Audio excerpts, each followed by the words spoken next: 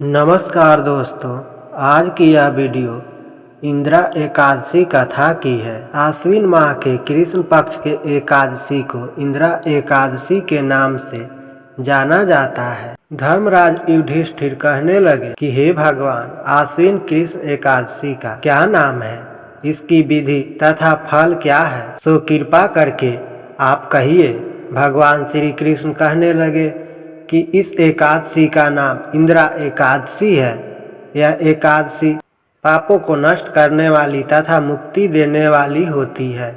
हे राजन, ध्यान पूर्वक इसकी कथा सुनो। इसके सुनने मात्र से ही वाजपेयी यज्ञ का फल मिलता है।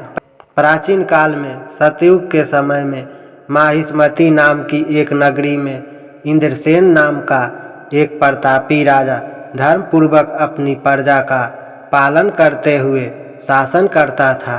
वह राजा पुत्र पौत्र और धन आदि से संपन्न और विष्णु का परम भक्त था।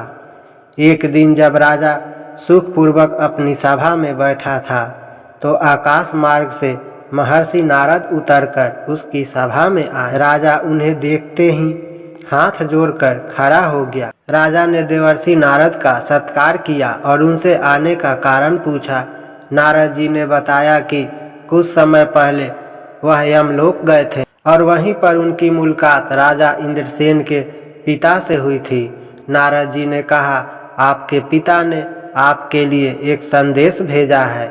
उन्होंने कहा है कि उनके जीवन काल में एकादशी का व्रत भंग हो जाने के कारण उन्हें अभी तक मुक्ति नहीं मिल पाई है और उन्हें यमलोक में ही रहना पड़ रहा है। उन्होंने कहा कि जाकर मेरे पुत्र से कहें कि यदि वह आश्विन कृष्ण पक्ष इंदिरा एकादशी का व्रत रखे तो उसके भाग से मुझे मुक्ति मिल जाएगी। नारद मुनि की बात सुनकर राजा इंद्रसेन ने व्रत करने का विधान पूछा और व्रत करने का संकल्प भी लिया। राजा ने पितृपक्ष की एकादशी तिथि पर विधि पूर्वक व्रत का पालन किया और अपने पितरों के नामित मौन रहकर ब्राह्मण भोज और गौ दान किया। इस प्रकार राजा इंद्रसेन के व्रत और पूजन के भाग से उनके पिता को यमलोक से मुक्ति मिली और उन्हें वैकुंठ लोक की प्राप्ति हुई। इस दिन से ही इस व्रत का नाम इंदिरा एकादशी पड़ गया और इंदिरा एकादशी के व्रत करने के पुण्य के कारण राजा इंद्रसेन को भी अपनी मृत्यु के बाद स्वर्ग लोक की प्राप्ति हुई थी। पितृपक्ष में पड़ने वाली इस इंदिरा एकादशी के व्रत से पितरों को मुक्ति मिल जाती है और आपको उनका आशीर्वाद। इंदिरा एकादशी के दिन सुबह जल्दी उठकर स्नान करने के बाद सूर्य देवता को अर्घ्य दे, फिर भगवान विष्णु का ध्यान करके व्रत का संकल्प करें।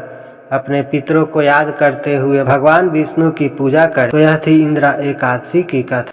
अगर आपको यह कहानी अच्छी लगी तो प्लीज़ वीडियो को लाइक और चैनल को सब्सक्राइब कीजिए। धन्यवाद।